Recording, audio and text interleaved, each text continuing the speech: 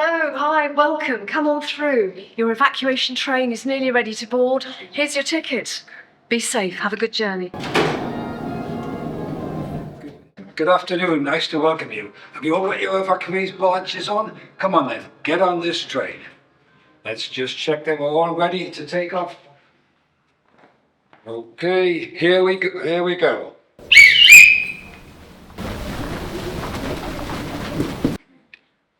This way, everyone, gather round and welcome.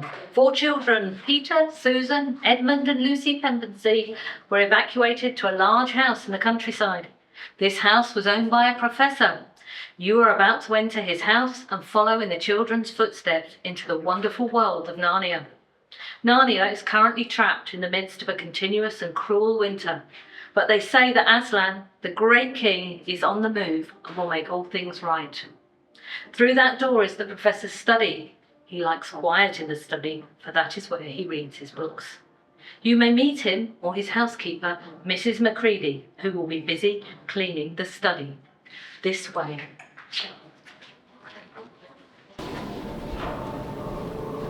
Do come in. Good afternoon. I am Mrs. Macready, and this is the professor's study. And as you can see, the house is really old.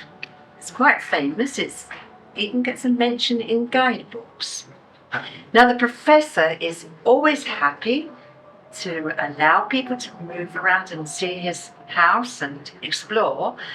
And I myself often show groups of people around. But today I'm really busy and I've got a few things to finish. So I won't be showing you around, but others will be able to take over. I do enjoy showing professors books and paintings and the armour, and you will really enjoy exploring around the house. So while I get on, I'm just going to show you the way into your adventure. And you know, it is an adventure. Yes, I know, it's this way. You come this way. And it's through the wardrobe. No, it's unusual, but it really is the way in to your adventure.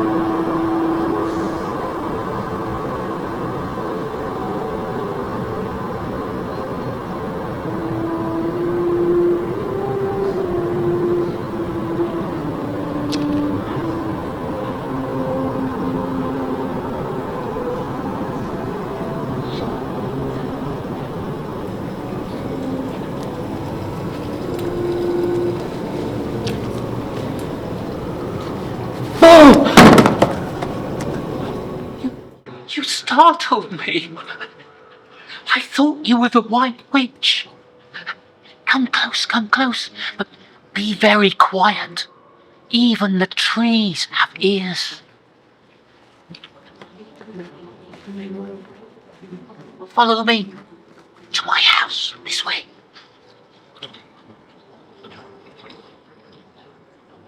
Well, welcome. Let me introduce myself. My name is Tumnus, but you can call me Mr. Tumnus.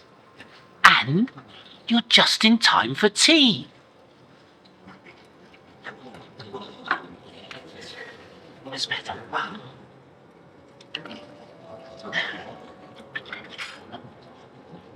Tell me, how do you like Narnia? Do you know, it's always winter here. Always winter. And never Christmas. Narnia used to be such a wonderful place. I remember those days, long ago, before the White Witch came. Oh, we had wonderful times. We had midnight dances. And then we had hunting parties where we chased a milk-white stag who would give us wishes if we caught him. Then there were the treasure hunts. And my favourite, feasts with the wild red dwarves in deep caverns far beneath the forest floor.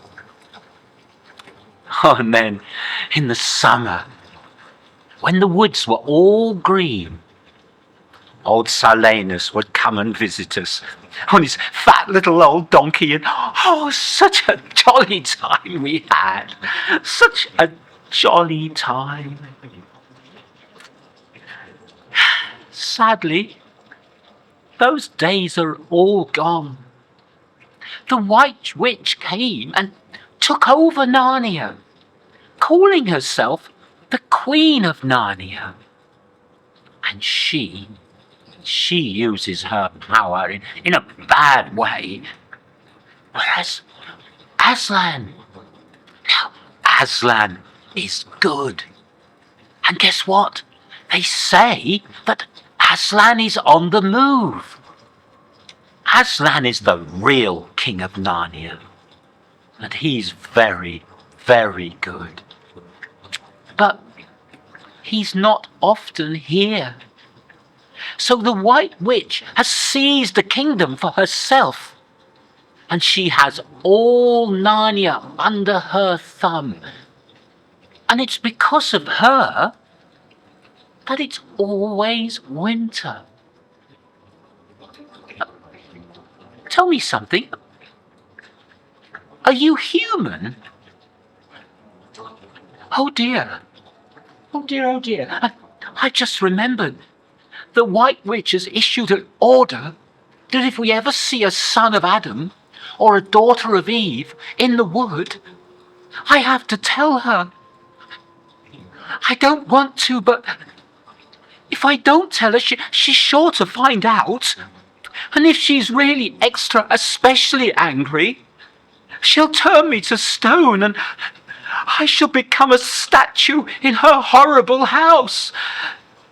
Well, that is, until the 4 thrones at Cair Paravel are filled, and goodness knows when that's going to happen. Now go, and be very careful. The whole wood is full of her spies, and even some of the trees are on her side. And go quietly. May the blessing of Aslan be with you.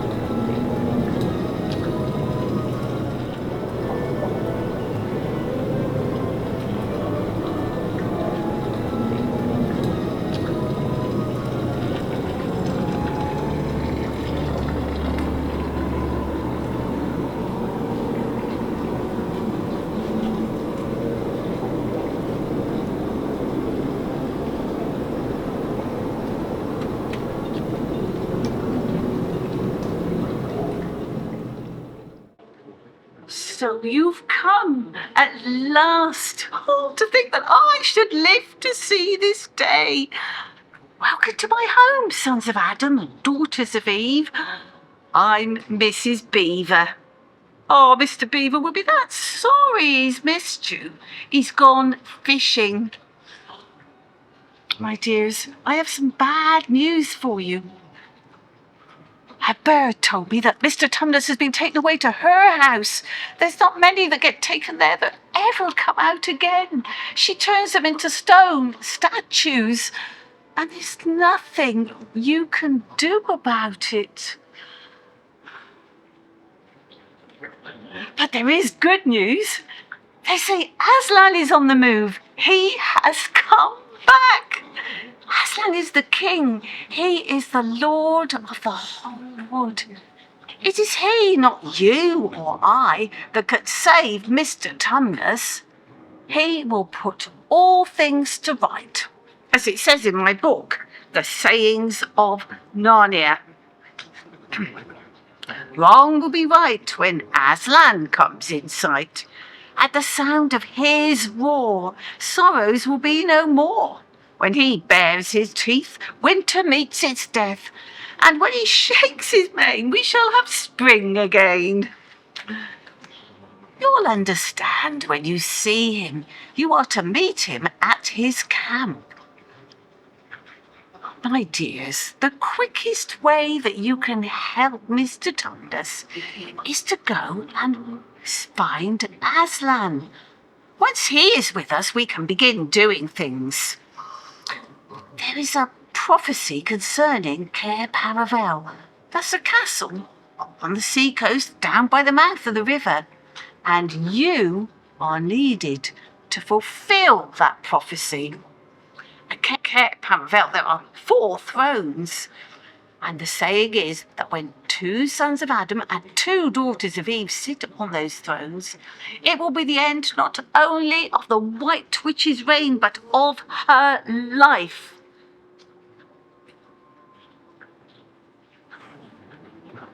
Where's Edmund gone? Your brother? He was here a moment ago. Oh, he must have gone to tell the White Witch. He has betrayed you. I thought he had the look of someone who had been here before, eaten her food, and had come under her spell. You must go at once, find Aslan. But first you must cross the frozen river. Take care and don't get caught. Aslan is your only hope. He will help you.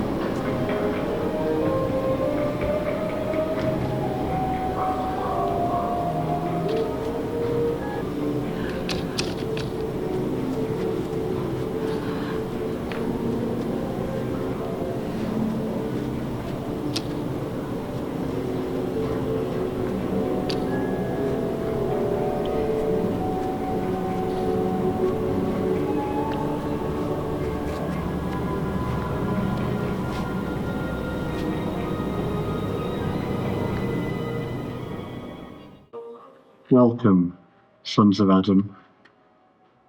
Welcome, daughters of Eve. My heart is filled with joy to have you here at my camp. You must be so worried about your brother Edmund and how he betrayed you to the White Witch. His betrayal was caused by his greed and the witch's trickery, and he is in great danger. I must go quickly and bring him back to you and restore him to your family. All shall be done that needs to be done to bring him back to you. But it will be more costly than you can ever imagine, for treachery is a crime payable with a life for a life. I will meet with the White Witch at the stone table, for it is there that these issues in Narnia are settled, and it is there that things will be settled once and for all. The White Witch's power is decreasing, and her grip on Narnia will soon come to an end. Because she still has some power, she will think that I have failed to save Edmund and handed Narnia over to her forever. However, her power and victory will not last long and will soon come to an end. And freedom and hope and joy and healing and peace will return to Narnia and stay here forever. Take courage, my friends. May hope grow in your hearts as you continue on your journey.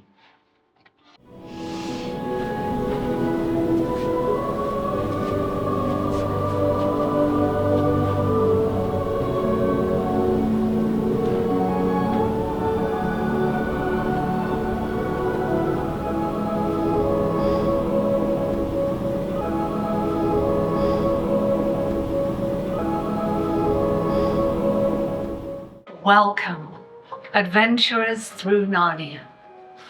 Welcome to the stone table. You have come to a very special place, for it was here that Aslan, our wise, powerful, and gentle king, willingly gave up his life to spare Edmund from losing his. Even though Edmund was a traitor to Aslan and to his own family, Aslan loved him enough to die for him. Oh, what a terrible, difficult moment that was in Narnia. It seemed as if all hope was lost. Yes, Edmund was now free, but with Aslan dead, who now would rescue the remainder of Narnia from the awful power of the White Witch? We were so afraid that we would all be overtaken by her evil power. Dark, dark times in Narnia.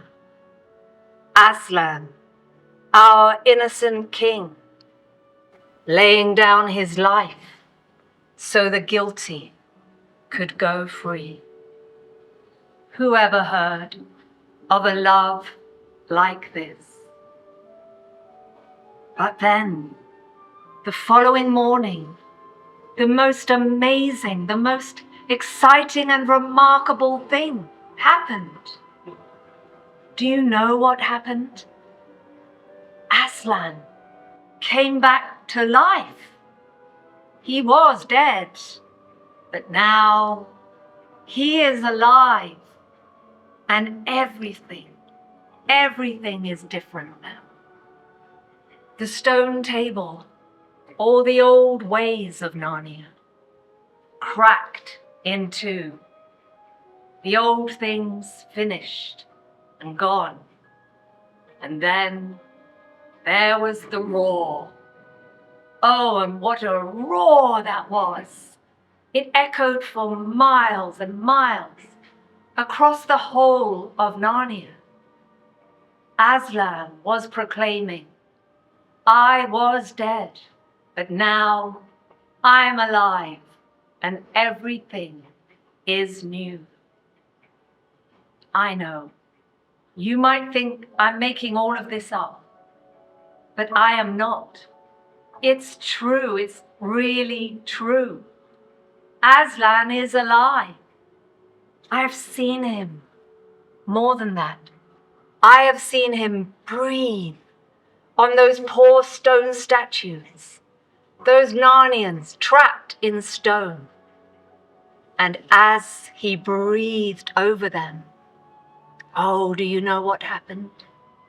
They too came back to life, no longer frozen, but now released, free of their pain and suffering.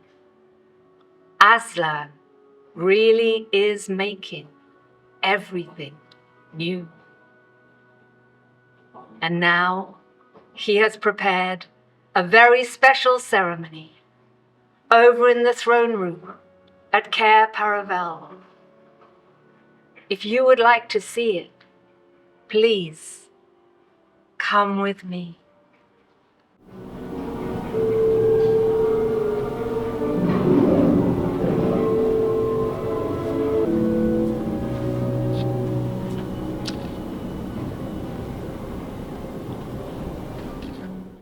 You are now at the throne room of Cair Paravel.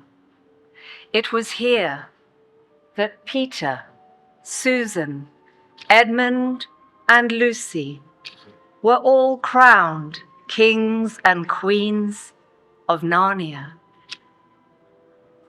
And now today, Aslan invites each one of you also to be crowned his future kings and queens, those he is entrusting to restore the land of Narnia with his help, should you choose to.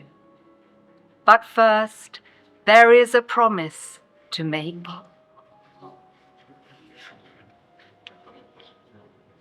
I shall read out the promise, and if you wish to make this your own promise, then at the end we will say together, we do. Here is the promise. Do you promise to do all you can to look after and restore the land of Narnia? We do.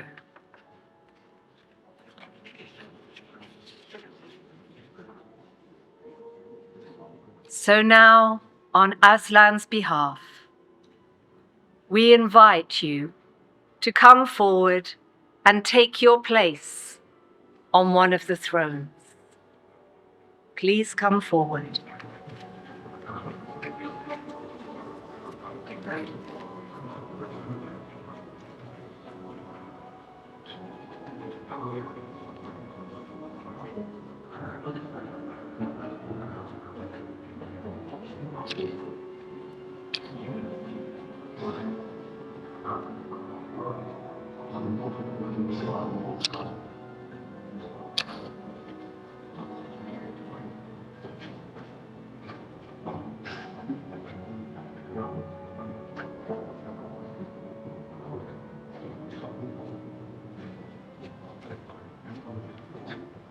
We now crown you kings and queens of Narnia. Once a king or queen of Narnia, always a king or queen. Your Majesties.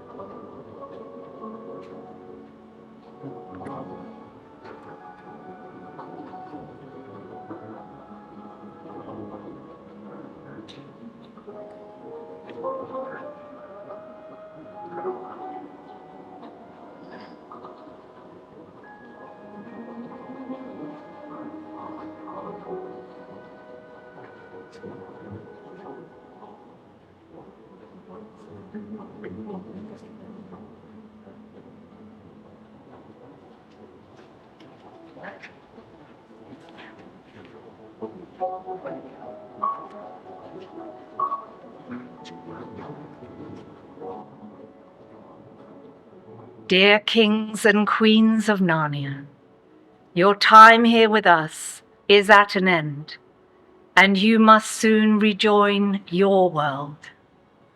But please remember, Aslan is also there in your world. Only in your world, he is known by a different name. In the room next door, there is a special box that contains the name that Aslan has in your world. Know that name, and whenever you call on that name in your world, he will surely come to you. So go now in Aslan's name. Farewell, thank you, and goodbye.